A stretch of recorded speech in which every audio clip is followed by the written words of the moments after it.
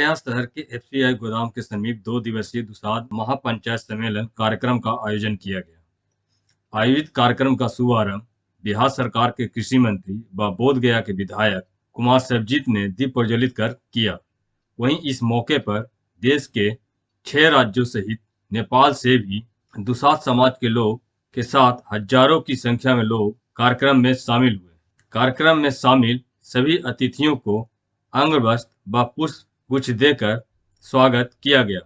वहीं इस कार्यक्रम का आयोजन अखिल भारतीय दुसाध परिषद के बैनर तले आयोजित किया गया। इस मौके पर अखिल भारतीय दुसाध परिषद के अध्यक्ष हेमंत कुमार, मीडिया प्रभारी विपिन कुमार, कार्यक्रम प्रभारी पंकज पासवान व किशोर पासवान सहित सैकड़ों की संख्या में कार्यकर्ता उपस्थित हुए। आज ये जो दुसाध महापंचायत रखी गई है भगवान बुद्ध और विष्णु के पवित्र धरती पे, यह बस इसको यूं समझ लीजिए कि समाज को जगाने का, जो देश में स्थितियां उत्पन्न हो रही है, आज भी देश के 75 साल हो गए आज़ादी के, आज भी दलित समाज जहां पहले थे आज भी वही है। तो बेसिकली एक तरह से ये हम लोग ये कह सकते हैं कि समाज को, लोगों को एक जगह इकट्ठा करके और जागृतियाँ पैदा करना, जगाना है समाज को कि आखिर 75 वर्ष होने के बाद भी समाज जहाँ था वहीं पे क्यों है।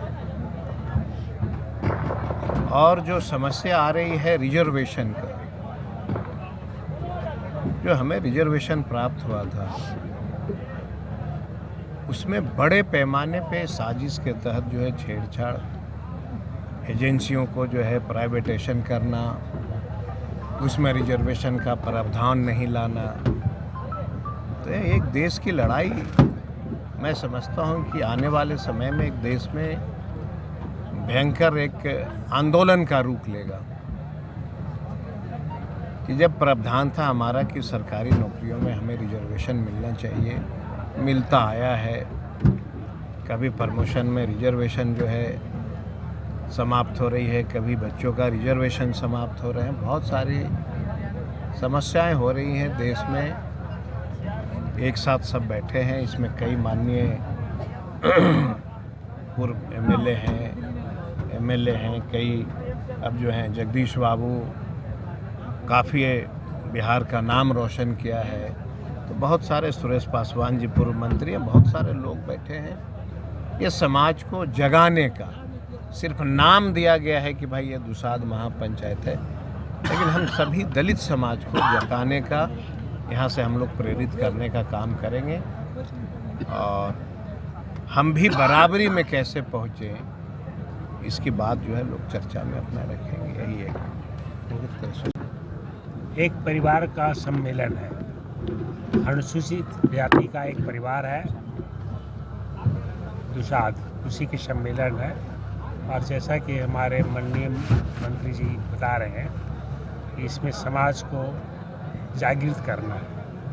तो हमने जो देखा है कि आज बिहार, उत्तर प्रदेश और हमारा समाज, खास करके शेड्यूल कास्ट, अति बैकवर्ड, माइनॉरिटी काहे नहीं डेवलप किया।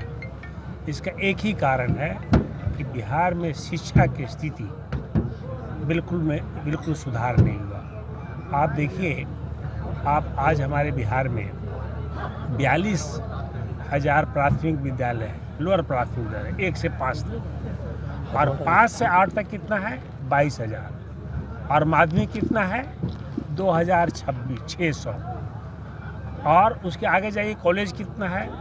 तो इसका मतलब ये होता है कि आधा बच्चा 8वां पास करके छोड़ देता है, उसके बाद फिर आधा बच्चा 5वां पास करने के पहले, जाने के पहले छोड़ देता है, और 11th पास करते करते मुश्किल से 10% बच्चे पास करते हैं, और ग्रेजुएट करते हैं 3%। तो ये सारा पिछड़ापन का कारण, सारा जो अभी हमारे गरीबी का कारण है वो अशिक्षा है, जिस पर सरकार ने कभी पैसा नहीं खर्च किया और न खर्च करने की कोशिश कर रहा है।